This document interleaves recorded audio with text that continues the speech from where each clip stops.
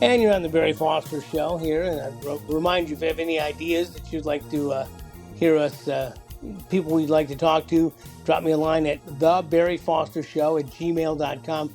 I am delighted to have on the phone my friend, my longtime compatriot, Chad DuBose, the mentor of Home Sweet Sebring. And I'm really kind of the ex officio historian of the city. Chad, good to have you with us. And you grew up in Sebring, right? Yes, I did. I was born in Avon Park, like many people, born in 1970. They did not deliver babies at Highlands General, and raised in Sebring. So when did you start? Your legend, Home Sweet Sebring, is legend for all the different pictures. When did you start chronicling the history of Sebring? Did you get a brownie starmite for Christmas and just start taking pictures? I would probably credit Mr. Matthews, who had a camera shop on the backside of the Buckeye Building, right across from the Salvation Army Church. My grandmother ran the soda fountain at Roy Gilbert's drugstore, and I had to go there after school. So I would wander over to Matthew's camera shop, and we became friends. I was probably 7 or 8 years old, and he ended up giving me my first camera, and he developed all of my film for free.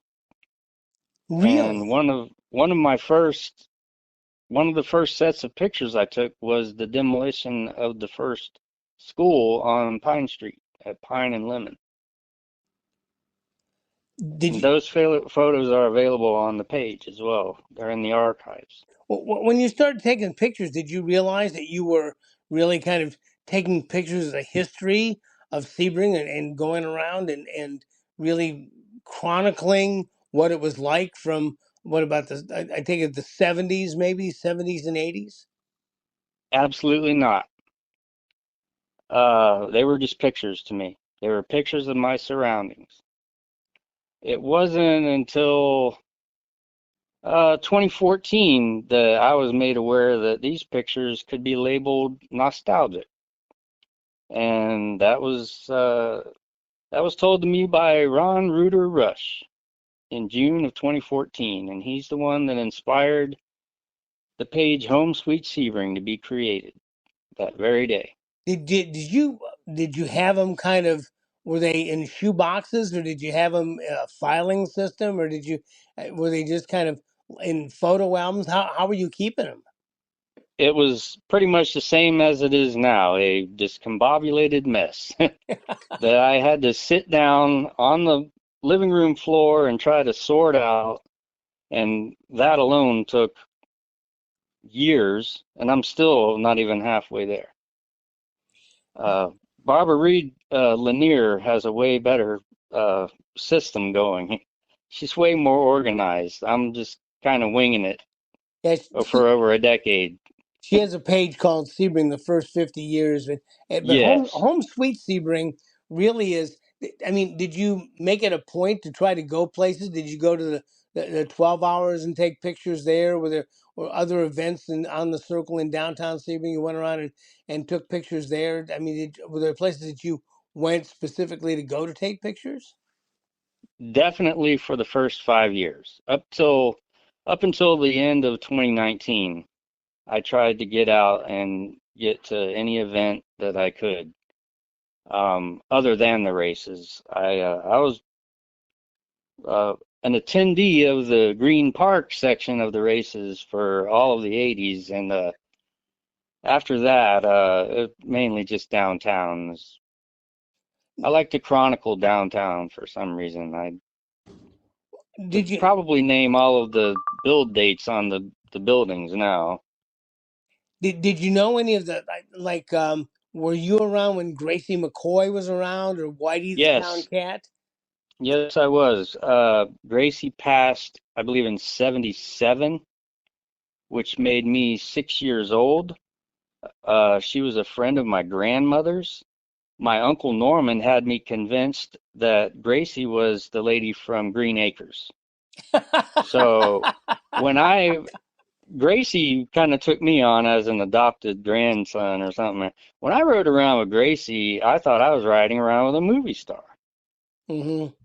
And she had a pink dyed, I I'm told it was a Pomeranian. It got loose from her pretty often, and she would always come get me because I was the only one small enough to crawl under the house and retrieve it. It had its favorite go-to spot when it ran away from her. And that was wonderful for me because that was ice cream night. She would take me to the tip top out on 27, South 27 to the tip top to get some ice cream. So ice cream with a movie star for retrieving a lost dog. You can't beat it. And you can't make that stuff up. No. Down on the circle also was Alex Zabo and his restaurant. Were you able to get pictures inside of there with the race car drivers and things? I I have some pictures, but I did not take them. They've I've traded back and forth pictures for years. And Douglas Morton really has a lot because that was race headquarters there for a while. And then right next door was the Harder Hall building. That's where the empty parking lot is now that faces West Center. I was That was wondering a about that that. that was also Sebring's first hospital. Dr. Martin bought it around 1936, and there was a dentist office there, and it was Sebring's first hospital. First Tropical Bank was also there. When did they knock that building down that where the parking lot is now? The last record I have of that building standing is the year I was born, 1970. That's the last photograph I have of it standing. So I have to go with early 70s on that. So On my page, I have a few pictures of it. It's Art Deco. It was very ornate, the facade of it. It's huge, so but it's nothing but a parking lot now. as a taker of pictures and trader of pictures, have you been also a magnet of pictures? Or people say, "Look, Chad, we know you keep this kind of stuff. Here's pictures from my parents' album or my grandparents' album from the high school or from the soda shop downtown or from Gene Saul's place or anything like that." I mean, is that the kind of stuff that people start now giving you to put in your discombobulated mess of photos that you have? I do about once a month. I get an offer uh, from one of the longtime families to come scan some pictures or take a photo album and take it home, scan it, bring it back. Some of them say keep them. Uh, so yes, and I've got quite a few. And one long-term resident and former owner of the Nancessory, Pat Wilk, uh, rest in peace. Uh, in her final, I'd say, year and a half, she was messaging me relentlessly to get out to her house and get this photo album and start scanning pictures. And silly me, I never made the time to do it, and it became too late. Yeah, I was talking with Douglas Morton. He's a great race collector, and so much of this stuff has just gone into dumpsters in a way, and so much history has been lost. And Chad, I got to tell you, I thank you so much for doing so much to preserve this history. We talked a little bit earlier about how you started Home Sweet Zebra on a dare from Ron Rush, from Correct. our good friend our good friend Reuter, but that thing really it just took off. I mean, you have an interesting mix of people who grew up in Sebring, people who love Sebring, people who want to learn more about Sebring. Do you have any idea how many people are subscribed or liking your page at this point? Right now, it's a little over 8,000, which is comparatively small to some others. Uh, but as far as a totally dedicated to Sebring history page, that's a pretty decent number. We have a pretty good news page that has over 40 grand followers, and but they're from the whole county. For a page specific to Sebring, 8 grand's pretty significant chunk of the population, and there's a lot of new residents on there that, like you said, do want to learn the history of where they've chosen to live, and they know that they are embraced. I do have a reputation for having a little bit of a temper, No. um, but that kind of comes with the territory. When you have 8,000 people, you're going to have a few that are, going to want to entice you into an argument, and I've never backed down from one in 54 years. Well, Chad, I found some old pictures of the 12 hours, and I remember I found one where they were unloading this car uh, on Ridgewood Drive, and there was maybe a dozen guys standing around. And I asked you, and you were very kind and published the picture. And I asked, can anybody identify any of these guys that are standing around? I had another picture of three ladies who were at race headquarters, and I asked them if they could identify them, and they said, "Oh yes, one is Charlotte Breed. That's my mother." And the other one said, Yeah, "Oh," and the other one's Wanda Whitehouse. We never did get the third lady identified, but it is a great resource to be able to go back and find out information from pictures. You have a great collection of people who are only too willing to help and help preserve that history. exactly. I always tell people, I mean, I get a full message box every morning, and I don't know everything. No one does. But I always tell people, post the question. Somebody will know. And, you know, send me the picture if you want to have, somebody will know. Whether it's me or not, someone will know. And 8 times out of 10, people get identified in photos. Places get identified in photos. Just send it. We'll put it in front of a bunch of sets of eyes, and somebody will answer the question if I can't. Has anybody posted pictures or asked questions that have surprised you? Things that you pictures you've been looking for, and all of a sudden, boom, there it is. Yes.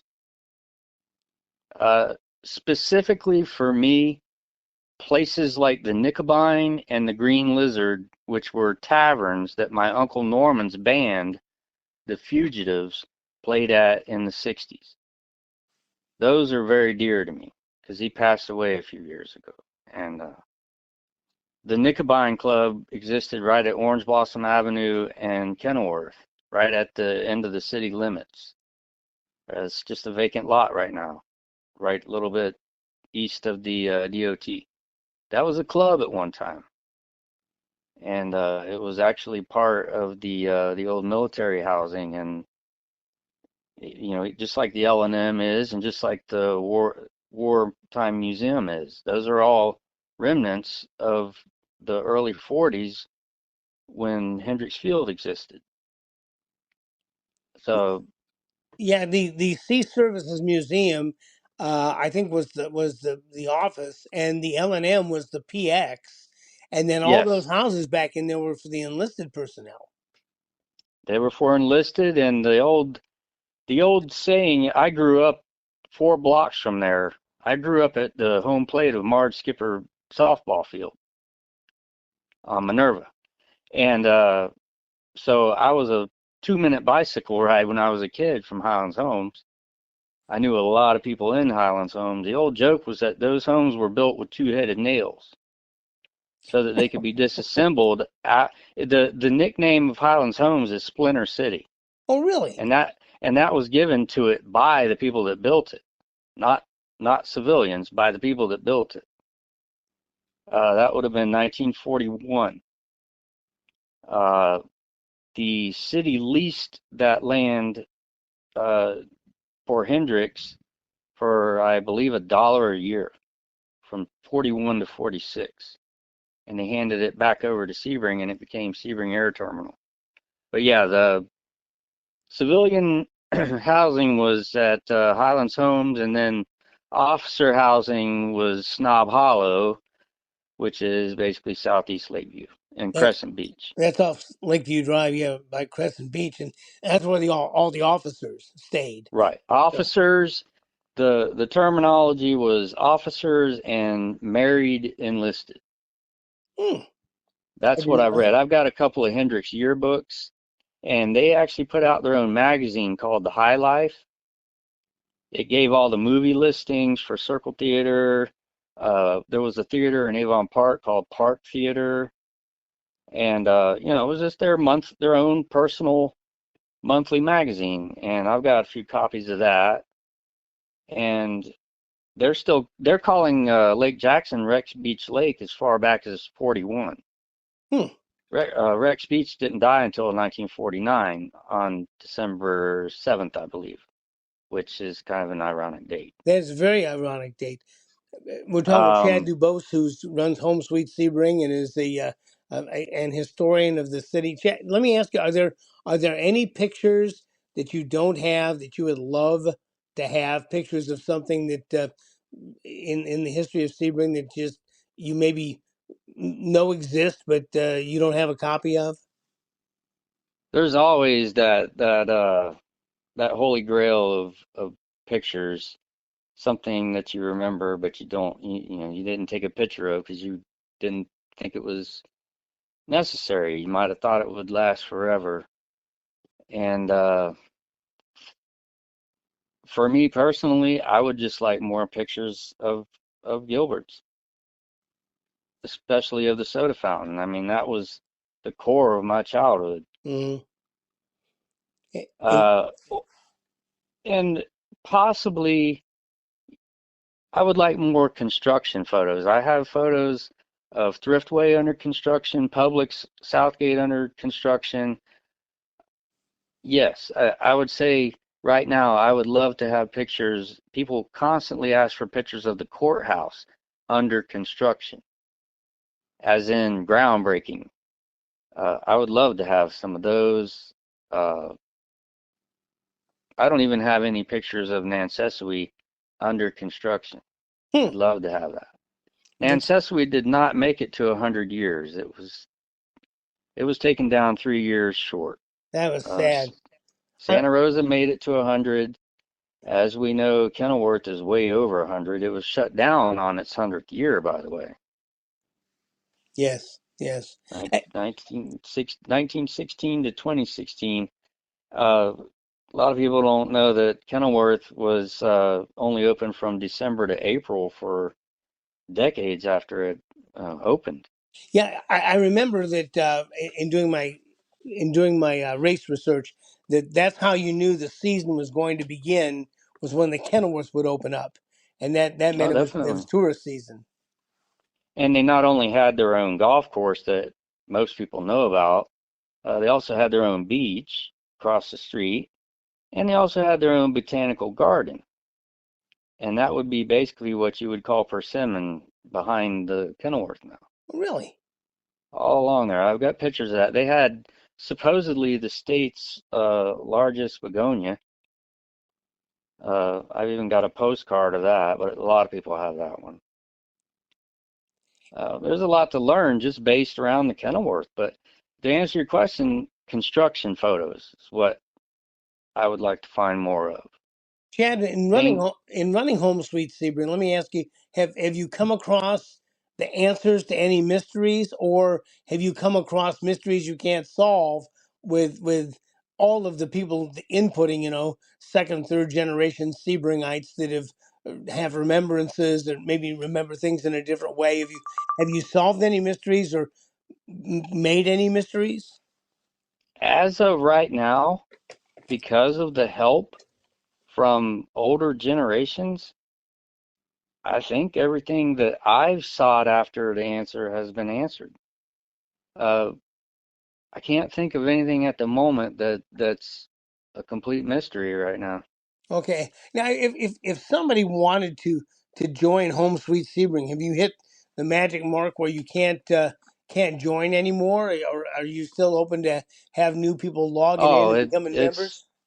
it's open. It's a group. It's not a page. It's a group. So they just have to request to join, and uh, there's there's me and four others, so somebody will see their request within half a day anyway, and usually they'll message me and say, "Hey, I sent a request to join." So they get they get in pretty quick. Well, Chad, I got to tell you, I really appreciate it's a great balance between old and new Sebring. You know, looking at the origins of landmarks, and folks like you who can say, "Well, you know what that used to be, don't you?" Like people with the 301, I go, "Well, that used to be a drugstore." They go, "Really? Yeah, that was Yeah, Gilbert's Drugs." And exa- oh, this building that was Kahn's department store. So it's great to be able to have folks like you to be able to kind of unpack the history of some of these buildings. well, I appreciate it. I can always do better. Everybody can always do better. The page needs an overhaul. And I'm kind of in the process of recruiting some people to help with that. And of course, Brooke helps. She pretty much manages it. Yeah. I'm just the guy with the pictures. I'm just the townie that grew up on Ridgewood, basically. Chad, I got to tell you that I am just so glad that you got your brownie star on my camera and started taking pictures, because I think that you probably took pictures of things that weren't of necessarily great interest to other people, but now are maybe the only photographs of some of the buildings and some of the peoples that still exist and help, you know, build the history of Sebring. I can't tell you how much a lot of us appreciate all the work you've done on this. Well, I appreciate it. I mean, to me, I was just taking pictures of my surroundings with a free camera. So I guess Mr. Matthews gets the credit. Al, And his store was an absolute joy. He wanted to combine something with photography for the front end of the store, and of all things, he picked practical jokes. He was the guy in town to go to get whoopee cushions and you know, fake dog poo or whatever to put on the carpet, different things like that. That was his choice of, second category to have on the shelves in the store, while something for somebody to browse while he was developing their film in the back room. that that Chad, that's another story that I would never have Oh known yeah. if I hadn't I known still you. I still have the rubber chicken he gave me. He was I loved that guy. He was awesome. Well, Chad, listen, I really appreciate your time with us. If you want to find out more, if you have Facebook, go to Home Sweet Sebring and take a look. And believe me, if you want pictures, just log up there that you're looking for something. And if Chad doesn't have it, somebody else will have it. And Chad, I really Or appreciate your just time. message me. Just message him through Facebook. Everybody else does. That's he's got. Listen, I Chad's got nothing better to do than read his Facebook messages. So it takes you about right an hour in the yeah, morning. right now that is very true. Other than monitoring my blood pressure, that is about all I need to be doing. Well, Chad, again, I we wish I was more of a radio talker, but I guess I'm more of a running the board radio guy than actual on air personality or lack thereof. you do a great job, my friend. And again, I appreciate it so much. You've been listening to the Barry Foster Show with Chad DuBose and Home Sweet Sebring, and we'll see you next time.